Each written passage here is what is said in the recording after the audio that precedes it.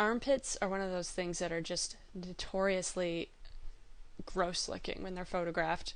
No matter whose armpit it is, it really doesn't matter. It's always going to look funky. So we're going to have to fix that and make it look like one nice smooth line. There's several different ways you can do that. We're going to go over a couple of them. Just fix some of these light spots in her skin. Balance it out so it looks like a nice even tone. Across the shoulder area here.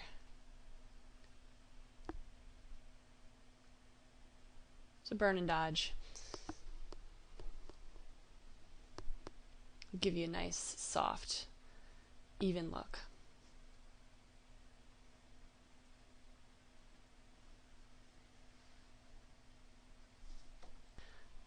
We're going to start focusing more on that armpit area here. We're going to have to make it so that it's one nice line separating the arm from the chest area. So we can just burn and dodge a little bit, start to balance that area out. We've got a dark line and a lighter line, and then the actual skin folds themselves.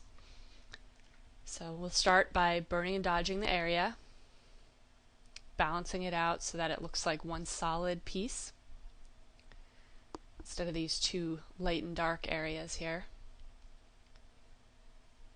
Let's get the lines all lining up. Just work in here. Right now that we're zoomed in, we can see what's really going on here. We've got a couple of folds, a couple of wrinkles, so we can quickly healing brush those wrinkle areas out. Take those out of there. We're going to have to reshape this line. Just dodge those out, balance it a little bit, make it look like it's one line.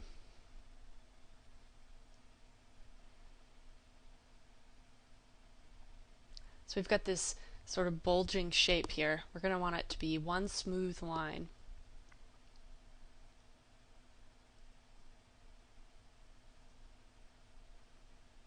We're going to need to reshape it.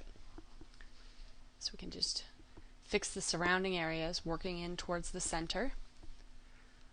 When we zoom out, we can kind of get a feeling for it. We're going to physically reshape it, liquefy. Again, select a brush that's about the size of the area that you're working with, and just push it in a little bit so it's more of a straight line going straight down the arm. Here we go. And now we've distorted it a little bit, so we're going to fix that by going over that area, just burning and dodging it. And sometimes when you're burning and dodging, you could have a slight color shift. Generally, things will start to look a little bit more blue. So what I do is I just take a color sample from right next to where I've been working, and I brush over it with the brush set to color like we were doing before, and it will blend it back. So here I'm just going to set it to color, take a sample right next to it. There we go. Now that small amount of blue that was shining through is gone. Remember to zoom out when you're working. Zoom in and out. Make broad strokes and small strokes. Now her armpit's starting to look more like an armpit, less like a weird skin fold. I'm actually going to go in and just clone that area out. We want it to be a little bit more subtle. So we're doing some broad strokes here. Then we're going to go in and fix up this patchy area. Just trying to lighten the area around it.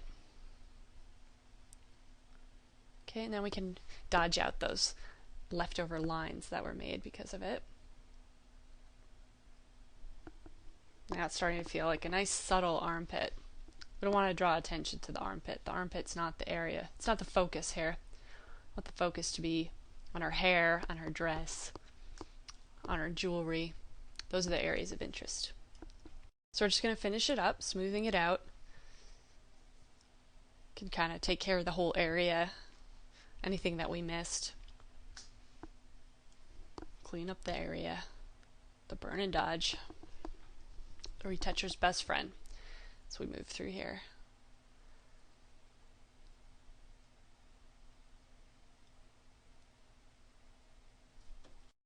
These techniques, they work on any type of fold that you might find in the skin, any type of area that you need to smooth out, straighten.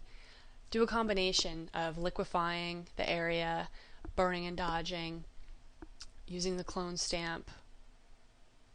You're in complete control. You can make it look any way you want.